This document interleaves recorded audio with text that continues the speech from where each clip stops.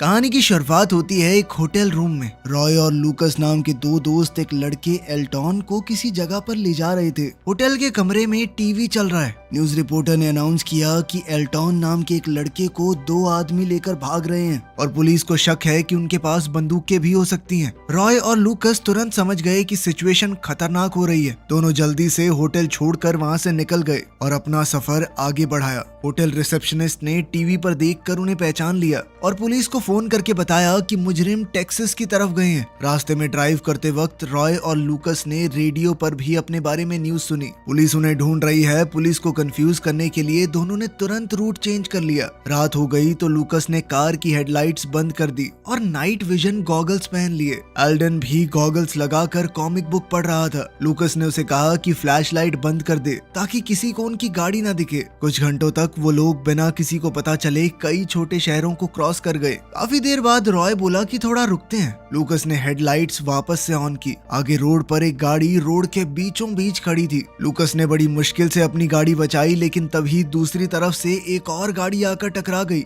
Accident में एक जवान ड्राइवर घायल हो गया। लूकस तुरंत गाड़ी से उतरकर उसकी मदद करने गया। तभी एक पुलिस की कार वहां पर आ गई। पुलिस वाले ने रॉय और लूकस को तुरंत पहचान लिया। अब ऑफिसर ने जल्दी से स्टेशन में कांटेक्ट करने की कोशिश की, लेकिन इतने में लूकस ने तुरंत बंदूक निकालकर ऑफिसर को पीछे हटने को कहा। उसके साथ थॉमस ने भी अपनी शॉटगन ऑफिसर पर तान दी। पुलिस वाले ने भी अपनी बंदूक निकालने की कोशिश की, लेकिन लूकस ने पहले शूट कर दिया। वो पुलिस वाला गिर पड़ा, लेकिन खुशकिस्मती की बात ये थी कि उसने बुलेट प्रूफ वेस्ट पहनी हुई है, इसीलिए उसकी जान बच गई। वहीं रॉय और लूकस फिर से भाग निकले। इसी बीच टेक्सास में पास्टर कैल्विन नाम के एक आदमी ने अपने दो लोगों को एल्टॉन को ढूंढने के लिए भेजा। इसके बाद पास्टर अपने कुछ फॉलोअर्स के सामने गया और वहाँ कुछ नंबर बोलने शुरू कर दिए, जैसे कोई सीक्रेट कोडेड मैसेज हो। कुछ ही देर में FBI की टीम एजेंट मिलर के साथ वहाँ पहुंची और पास्टर को हिरासत में ले लिया। उसके फॉलोअर्स को एक लोकल हाई स्कूल में शिफ्ट कर दिया गया। हाई स्कूल पहुंचने के बाद एजेंट मिलर ने पॉल नाम के एक एक्सपर्ट को पूछताछ करने के लिए बुलाया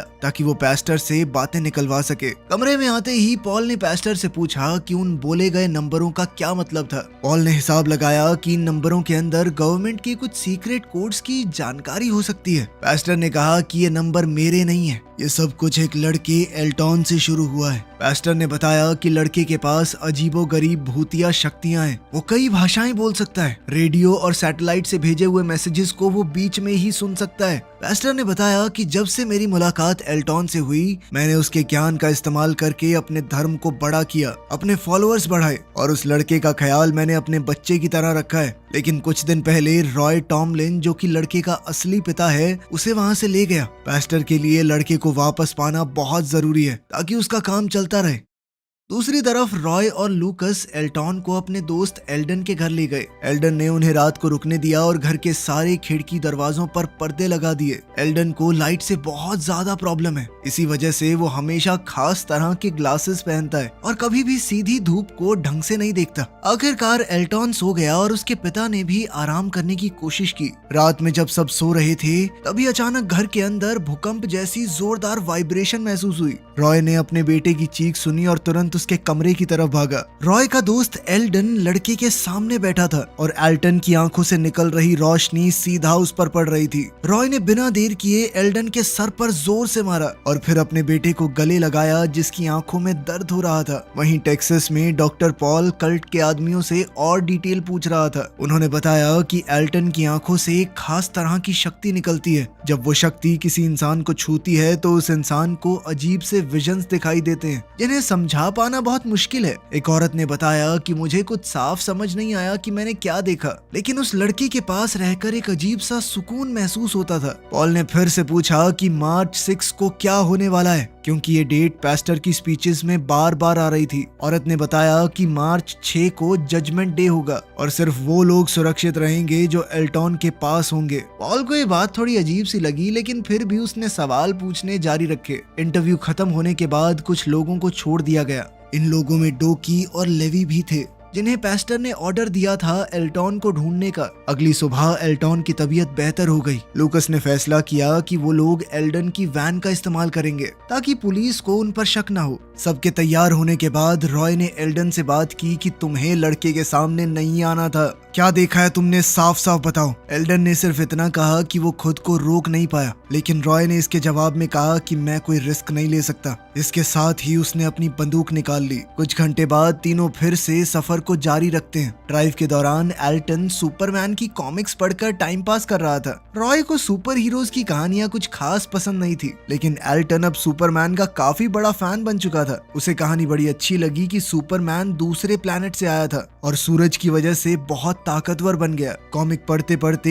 एल्टन अचानक से एक अनजान भाषा बोलने लगा। रॉय समझ गया कि शायद वो रेडियो सिग्नल्स को पकड़ रहा है। लूकस ने तुरंत रेडियो स्टेशन चेंज कर दिया और वही मैसेज सुनाई दिया जो एल्टन बोल रहा था। इससे लूकस और ज्यादा हैरान हो गया लड़के की ताकतों को देखकर। सफर जारी रहा जब तक वो लोग एक गैस स्टेशन पर पेट्रोल भरवाने नहीं रुके। यहाँ से कहानी एक अजीब सी डायरेक्शन में बढ़ने लगी। गैस स्टेशन पर रुकने के बाद रॉय ने एक पब्लिक फोन का इस्तेमाल किया और अपनी पहली पत्नी सारा को फोन किया। उसने उससे मदद मांगी क्योंकि हालात अब बहुत ज्यादा रिस्की हो गए थे। इसी बीच एल्टॉन चुपचाप गाड़ी से बाहर निकलकर आसमान की तरफ देखने लगा। तब एक औरत उसके पास आई और पूछा कि बेटा तुम अकेले तो नहीं हो। रॉय ने जैसे ही देखा कि एल्टॉन गाड़ी से बाहर खड़ा है, वो तुरंत भागते हुए उसके पास पहुंचा। उसने औरत से कहा कि मेरा बेटा है, अभी गाड़ी से निकल गया होगा। अब रॉय ने एल्टॉन को थोड़ा डांटा कि बिना बताए गाड़ी से क्यों निकले तुम। एल्टॉन ने धीरे से सॉरी कहा, लेकिन इसके कुछ ही पल बाद आसमान में अजीब सी हलचल दिखाई देने लगी। ऊपर से किसी चीज का जलता हुआ मलबा गिरना शुरू हो गया। हालात खतरनाक हो गए। रॉय ने तुरंत लूकस से कहा कि जल्दी से निकलना होगा हमें। तीनों बिना देर किए वहां से वैन लेकर सीधा सारा के घर की तरफ निकल गए। ऐसा लग रहा था कि ये जो भी हुआ वो एल्टॉन ने अपनी ताकत से किया है, लेकिन एल्टॉन अभी भी अपनी शक्तियों को ढंग से कंट्रोल करना नहीं जानता। इसका असर उसके शरीर पर भी पड़ता है, क्योंकि जल्द ही उसकी नाक और कान से खून निकलना शुरू हो गया। रॉय बहुत टेंशन में आ गया और पूरी कोशिश की अपने बेटे की मदद करने की। खैर कुछ देर बाद तीनों सारा के घर पहुंचे। सारा अपने बेटे को इतने समय बाद देखकर बहुत खुश हुई। जब बचपन में एल्टॉन की ताकत बढ़ने लगी तो सारा डर कर वहाँ से चली गई। उसे समझ नहीं आ रहा था कि उसने कैसे बच्चे को जन्म दिया है। उस फैसले का गिल्ट उसके अंदर आज तक है। अब उसने फैसला किया कि वो रॉय और लूकस की मदद करेगी और एल्टॉन का ध्यान रखेगी। जब एल्टॉन कमरे में सो गया तो सारा को उसकी हालत थोड़ी अजीब लगी। उसने रॉय से पूछा कि वो लोग आखिर जा कहाँ रहे हैं। रॉय ने बताया कि कुछ दिन पहले एल्टॉन ने उसे कुछ कोऑर्डिनेट्स दिखाए थे, एक एग्जैक्ट जगह के। उस जगह पर उन्हें 6 मार्च को पहुंचना जरूरी है। रॉय को ये नहीं पता कि वहाँ क्या होने वाला है, लेकिन वो इतना जरूर जानता है कि सच वहीं जाकर पता चलेगा। प्रॉब्लम ये थी कि 6 मार्च आने में अब सिर्फ 3 दिन बचे हैं। रॉय ने फैसला किया कि आज रात को वो सारा के घर पे ही रुकेंगे, फिर कल निकलेंगे आगे के रास्ते पर। लेकिन रॉय और लूकस नहीं जानते कि डोआक और लेवी अभी भी उनका पीछा कर रहे हैं। दोनों के पास हथियार थे और वो किसी भी हद तक जाने को तैयार थे लड़के को ढूंढने के लिए।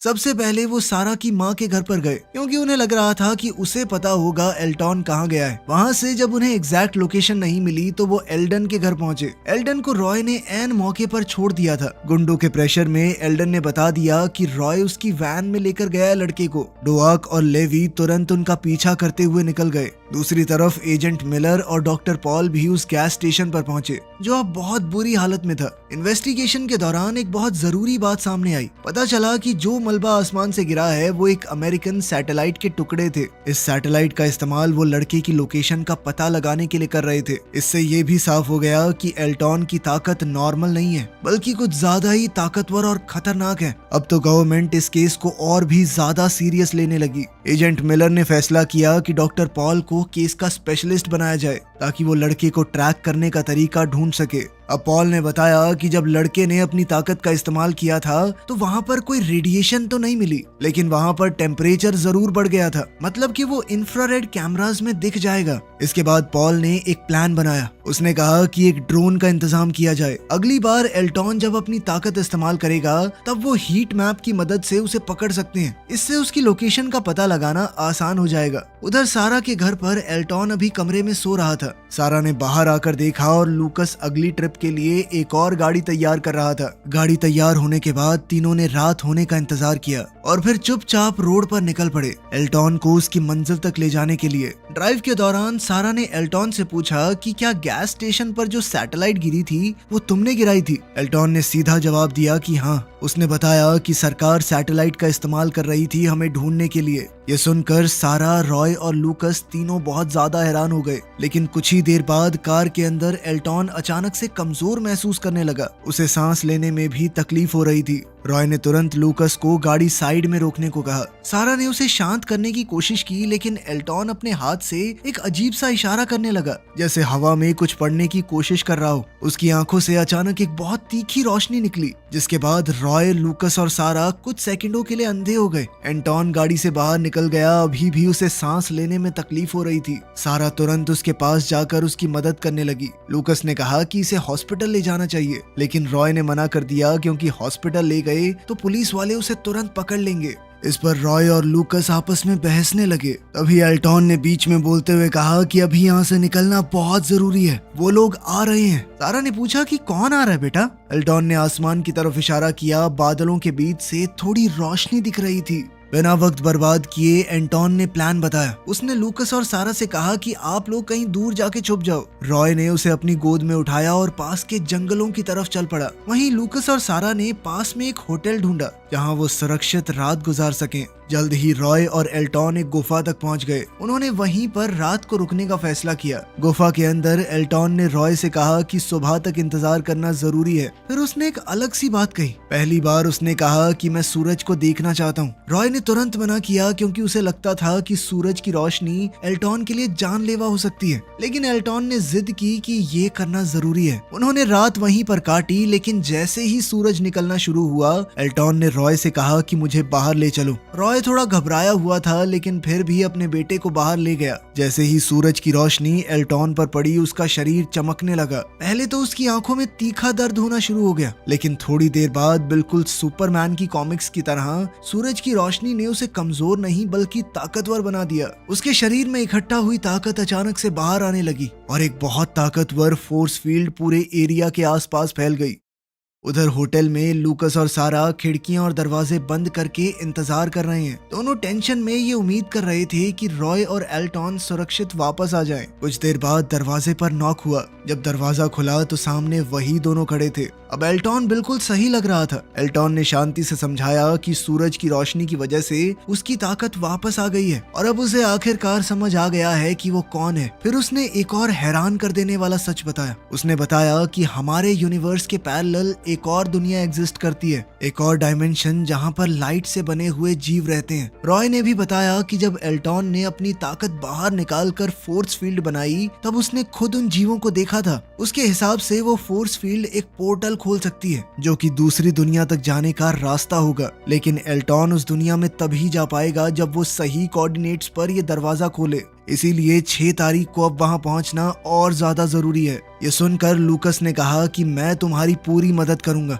लेकिन सारा के मन में टेंशन बढ़ने लगी। वो परेशान हो रही थी कि वो अपने बेटे से दोबारा दूर हो जाएगी। फिर भी रुकने का वक्त नहीं था। तीनों तुरंत वापस से रोड पर निकलने को तैयार हो गए। जैसे ही वो होटल से निकलने लगे अचानक लूकस पर किसी ने शॉटगन से हमला किया। ये डोकी और लेवी थे। दोनों ने सीधे तौर पर कहा कि लड़के को हमारे हवाले कर दो। रॉय ने अपनी बंदूक निकालकर तुरंत डोकी को गोली मार दी, लेकिन फिर भी वो रुका नहीं। लीवाई ने भी पीछे से आकर अपने दोस्त की मदद की। दोनों ने मिलकर रॉय और लूकस को जमीन पर गिरा दिया और उनके हाथ बांध दिए। इसके बाद लेवी होटल रूम के अंदर घुस गया। अंदर सारा अपने बेटे को लेकर बाथरूम में छुपने की कोशिश कर रही थी। तभी अचानक से एल्टॉन की आंखें चमकने लगी, लेकिन लेवी ने जल्दी से एक कपड़ा उसके चेहरे पर डाल दिया और सारा को बाथरूम की पाइप से बांध दिया। फिर लेवी और डोकी एल्टॉन को लेकर वहां से निकल गए। सारा ने पूरी ताकत लगाकर खुद को आजाद कर लिया। बाहर आकर उसने रॉय के हाथ खोलने में मदद की। तब पता चला कि लूकस असल में बच गया था, क्योंकि उसने कपड़ों के नीचे बुलेट प्रूफ वेस्ट पहनी हुई थी। अब तीनों तुरंत गाड़ी में बैठकर गुंडों का पीछा करने निकल पड़े। रॉय फुल स्पीड में रोड पर ड्राइव कर रहा था, लेकिन कुछ दूर जाकर उन्हें एक मिलिट्री रोड ब्लॉक मिला। सिपाहियों ने उसे लाइन में लगने का ऑर्डर दिया। किसी को शक ना हो इसलिए रॉय चुपचाप बाकी गाड़ियों के साथ बिल्कुल धीरे धीरे आगे बढ़ने लगा। थोड़ी आगे जाकर उन्हें वही पिकअप ट्रक मिला जिसमें डोकी और लेवी एल्टॉन को लेकर गए थे, लेकिन ट्रक बिल्कुल खाली खाली था। खिड़कियों पर खून के दाग दिख रहे थे और एल्टॉन का कोई नामो निशान नहीं था। ये देखकर रॉय और सारा दोनों बहुत डर गए। उन्हें लगा कि कुछ बहुत बुरा हुआ है। फिर भी वो मिलिट्री रोड ब्लॉक को क्रॉस करके आगे बढ़ते रहे। रात होने पर सारा ने रॉय के घाव साफ किए और उसकी देखभाल करने लगी। लूकस को यकीन था कि अथॉरिटीज ने एल्टॉन को पकड़ लिया है। उसने कहा कि हमें ये पता लगाना होगा एल्टॉन को कहाँ रखा गया है। लेकिन रॉय हारा हुआ महसूस कर रहा था। वो खुद को जिम्मेदार ठहरा रहा था कि अपने बेटे की रक्षा नहीं कर पाया। खैर जल्द ही पता चलता है कि एल्टॉन को FBI ने पकड़ लिया था और उसे इस वक्त एक सीक्रेट लैब में रखा गया था। वहाँ एक स्पेशल टीम उससे पूछताछ करने की कोशिश कर रही थी। एल्टॉन को एक कमरे में बैठाया गया था जहाँ एक कंप्यूटर सारे सिग्नल्स मॉनिटर कर रहा था। इंटेरोगेशन के बीच जल्द ही पॉल भी उस कमरे में आया। अब एल्टॉन ने सीधे तौर पर कहा कि मुझे किसी और से बात नहीं करनी, मेरी बस पॉल से बात कराओ। ये सुनकर पॉल हैरान हो गया कि ये लड़का मुझे कैसे जानता है। टीम ने फैसला किया कि दोनों को एक कमरे में अकेले छोड़ दिया जाएगा ताकि लड़का कंफर्टेबल होके बातें बता पाए। जैसे ही सब लोग कमरे से बाहर निकले, एल्टॉन चुपचाप अपनी ताकत का इस्तेमाल करने लगा। उसने सिक्योरिटी कैमरास हैक कर लिए। कैमरास ने बस यही दिखाया कि एल्टॉन कमरे में आराम से बैठा हुआ है, जबकि वो तो खड़ा था। कमरे के अंदर भी एल्टॉन ने उस दरवाजे का लॉक एक्टिवेट कर दिया ताकि पॉल के अलावा कोई और अंदर ना आ पाए। फिर उसने पॉल से कहा कि थोड़ा पास आओ। पॉल इस लड़के को देखकर थोड़ा नर्वस महसूस कर रहा था। उसे डर लग रहा था कि कहीं वो उसके ऊपर हमला न कर दे। फिर भी वो धीरे धीरे एल्टॉन की तरफ बढ़ा। पास आकर पॉल ने एक सीधा सवाल पूछा, क्या तुम किसी तरह का हथियार हो या फिर कोई रक्षक जो दुनिया को बचाने आया है? एल्टॉन ने शांति से जवाब दिया कि ना मैं हथियार हूँ ना ही कोई रक्षक। वो असल में दूसरी दुनिया से आया एक लड़का था और उसे जल्द से जल्द वापस अपनी दुनिया पहुँचना जरूरी है। अपनी बात प्रूव करने के लिए एल्टॉन ने फिर से अपनी आंखों से लाइट निकालनी शुरू कर दी। पूरा कमरा रोशनी से भर गया। इस पल में पॉल को वो विजन दिखी और उसे साफ हो गया कि एल्टॉन सच बता रहा है। दूसरी तरफ रॉय हताश होकर सड़क पर घूम रहा था। वो कंफ्यूज है कि अब अगला कदम क्या होना चाहिए। तभी उसके पास वाले पब्लिक फोन पर एक कॉल आई। रॉय ने कॉल उठाई। दूसरी साइड से पॉल बोल रहा था। पॉल ने बताया कि एल्टॉन उसके साथ सुरक्षित है और वो उसे उसके माँ बाप के पास वापस लाने वाला है। पॉल ने ये भी बताया कि उसने एल्टॉन का मैसेज डिकोड कर लिया है। उसने एग्जैक्ट लोकेशन का पता लगा लिया था जहाँ पे एल्टॉन को कल तक पहुँचना है। उधर पार्किंग लॉट में एल्टॉन ने गाड़ी को नोटिस किया। अपनी ताकत का इस्तेमाल करके उसने दरवाजे खोल दिए और गाड़ी भी स्टार्ट कर दी। ये सब देखकर पॉल एकदम शॉक हो गया। इसी बीच एजेंट मिलर और बाकी FBI टीम बेस के अंदर एल्टॉन को ढूंढ रही थी। एल्टॉन ने पहले ही अपनी ताकत का इस्तेमाल करके पूरे बेस की बिजली काट दी थी। जैसे ही जनरेटर को दोबारा चालू किया गया, सिपाही तुरंत एल्टॉन और पॉल के पीछे भेज दिए गए। अथॉरिटीज को शक हुआ कि शायद पॉल को भी एल्टॉन ने अपने काबू में ले लिया है। अगली सुबह 6 मार्च का वो दिन आ गया। रॉय, लूकस और सारा लोकेशन पर पहुंचे। वहां उन्हें एल्टॉन मिला और उसके साथ ही पॉल भी था। पॉल ने तुरंत वार्निंग दी कि आर्मी को ऑलरेडी पता लग चुका है कि वो लोग कहां जा रहे हैं। कुछ ही घंटों में ये पूरा एरिया मिलिट्री रोड ब्लॉक से बंद हो जाएगा। लेकिन एल्टॉन ने पूरे भरोसे से कहा कि हम लोग पार कर जाएंगे, चिंता मत करो। अब ग्रुप ने फैसला किया कि जो भी करना पड़े लड़के को वहां पहुंचाना है। अब पॉल ने कहा कि वो भी उनके साथ आगे जाना चाहता है ताकि एल्टॉन को वहां तक पहुंचने में मदद कर सके। लेकिन रॉय ने मना कर दिया। उसने पॉल का शुक्रिया अदा किया लेकिन कहा कि आगे खतरे में क्यों पड़ रहे हो। जैसे ही ग्रुप वहां से निकलने लगा, पॉल ने नोटिस किया कि लूकस एक पुलिस वाला है। उसकी जेब में हथकड़ियां देखकर पॉल के दिमाग में एक आइडिया आया। वो लूकस से बोला कि हथकड़ियां मुझे दे दो ताकि मैं नाटक कर सकूं कि लड़के ने मुझे अपने वश में करके अरेस्ट कर लिया था। इससे उसके ऊपर कोई शक नहीं करेगा। लूकस उसकी मदद करने को तैयार हो गया। उसने हथकड़ियां पॉल को दे दी। पॉल ने अपने हाथ पीछे बांध लिए और वहीं रुककर आर्मी का इंतजार करने लगा। इसके बाद रॉय, सारा, लूकस और एल्टॉन अपनी फाइनल लोकेशन की तरफ निकल पड़े। लेकिन इससे पहले वो आखिरी बार एक फील्ड में रुके जो एक पुराने हाईवे के पास थी। वहाँ रॉय ने प्रोटेक्शन के लिए एल्टॉन और सारा को प्रोटेक्टिव वेस्ट पहना दी। परिवार बिछड़ने वाला था तो वो सभी इमोशनल हो गए। तीनों एक दूसरे के गले लगे मानो आखिरी बार अलविदा कह रहे हूँ। थोड़ी देर बाद रॉय लूकस के पास गया और उससे कहा कि उसने ऑलरेडी बहुत मदद कर दी। अब वो चाहे तो यहीं से वापस जा सकता है। लेकिन लूकस ने मना कर दिया। उसने साफ कहा कि मैं आखिरी वक्त तक साथ रहूंगा। अब चारों लोग फिर से रोड पर निकल पड़े। ड्राइव करते वक्त एल्टॉन ने कहा कि जिस जगह मुझे पहुंचना है अब वो ज्यादा दूर नहीं है। लेकिन जैसा कि पॉल ने आगाह किया था, आगे एक मिलिट्री रोड ब्लॉक है। हथियारबंद फौजी रास्ते को पूरी तरह से ब्लॉक करके खड़े हैं। फिर भी रॉय नहीं रुका। इस पर एल्टॉन ने बताया कि मैंने आर्मी हेडक्वार्टर से आई हुई कमांड सुन ली थी। ऑर्डर्स के हिसाब से सोल्जर्स तब तक फायर नहीं करेंगे जब तक सस्पेक्ट पहले हमला ना करें। ये सुनकर रॉय और लूकस ने तुरंत अपनी बंदूकें नीचे कर ली। फिर रॉय फुल स्पीड में गाड़ी को रोड ब्लॉक की तरफ भगाने लगा। सोल्जर्स कंफ्यूज हो गए। ऑर्डर्स की वजह से वो फायर नहीं कर पाए। उन्हें साइड में हटना पड़ा और गाड़ी सीधा रोड ब्लॉक को क्रॉस कर गई। ग्रुप ने रोड ब्लॉक को तो पार कर लिया था, लेकिन रोड पर मौजूद तार ने गाड़ी के टायर पंचर कर दिए। अब गाड़ी आगे नहीं जा सकती। फिर भी एल्टॉन ने शांति से कहा कि लोकेशन अब बहुत पास है। वो तुरंत अपनी माँ सारा का हाथ पकड़कर फील्ड की तरफ दौड़ने लगा। उधर रॉय और लूकस जानबूझकर रोड पर ही आगे बढ़ते रहे ताकि फौजियों का ध्यान उनकी तरफ रहे। उनकी इस डिस्ट्रैक्शन की वजह से एल्टॉन और सारा काफी आगे तक चले गए। दोनों दौड़ते दौड़ते आखिरकार उस एग्जैक्ट लोकेशन तक पहुंच गए। अब एल्टॉन अकेला ही उस जगह की तरफ बढ़ा जहां उसे पहुंचना है। जैसे ही वो सूरज की रोशनी के डायरेक्ट कांटेक्ट में आया, उसके शरीर से वही पावरफुल एनर्जी फील्ड निकलनी शुरू हो गई। धीरे धीरे वो एनर्जी पूरे एरिया में फैलने लगी। उधर रॉय और लूकस रोड पर फौजियों से बचने की कोशिश कर रहे थे। मिलिट्री उनके बिल्कुल पीछे थी। भाग दौड़ के बीच अचानक दोनों ने देखा कि वो बड़ा सा एनर्जी फील्ड पूरे आसपास की जगह में फैल चुका है। एनर्जी फील्ड के अंदर एक और शॉकिंग चीज दिखाई दी। हर तरफ बड़े बड़े स्ट्रक्चर दिख रहे थे, जैसे कोई छुपी हुई दुनिया अचानक सामने आ रही हो। ये वही दुनिया थी जहां से एल्टॉन आया था। इसी एनर्जी के बीच एल्टॉन के सामने एक बहुत बड़ी सीढ़ी आ गई जो सीधा उसकी दुनिया की तरफ जाती थी। रॉय और लूकस दूर से ही ये सब देखकर हैरान रह गए, लेकिन उसी पल उनकी गाड़ी के आगे के टायर फट गए और कार रोड के बीच में फ्लिप हो गई। किस्मत से वो दोनों सही सलामत बच गए। फौजी भी उनके आसपास आ गए और ये सब देखकर हैरान थे।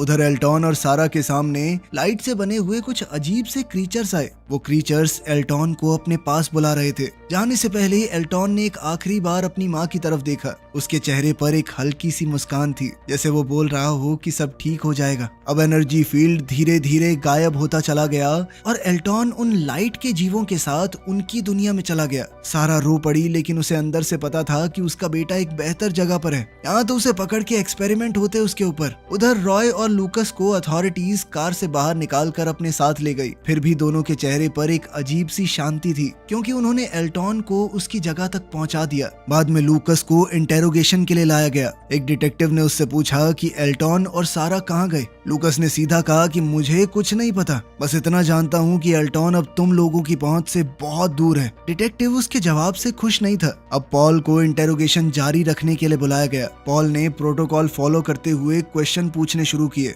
लेकिन पॉल और लूकस दोनों ही जानते थे कि एल्टॉन अब सुरक्षित है। दूसरी तरफ सारा अथॉरिटीज से बचकर भाग गई थी। वो एक होटल में रुकी हुई थी और इतने मुश्किल सफर के बाद उसके चेहरे पर हल्की सी स्माइल थी। उसे खुशी थी कि आखिरी पल में वो अपने बेटे के साथ थी। रॉय और लूकस से पूरी पूछताछ करने के बाद भी जब कुछ खास पता नहीं चला, तो आखिरकार दोनों को छोड़ दिया गया। एक दिन रॉय ने बाहर आकर आसमान की तरफ देखा तो उसे चमकती हुई रोशनी दिखाई दी, जिसने उसे उसके बेटे की याद दिला दी। सिर्फ एक सेकंड के लिए रॉय की आंखों से भी हल्की सी रोशनी निकली, बिल्कुल एल्टॉन की एनर्जी जैसी। इसका मतलब शायद ये है कि रॉय भी उसी अनजान दुनिया से जुड़ा हुआ है जहां अब एल्टॉन रहता है। और अब तो हो सकता है कि फ्यूचर में कभी बाप बेटा एक दूसरे से दोबारा मिले। वीडियो पसंद आई तो लाइक कर देना, चैनल को सब्सक्राइब कर लेना। मिलते हैं अगली वीडियो में।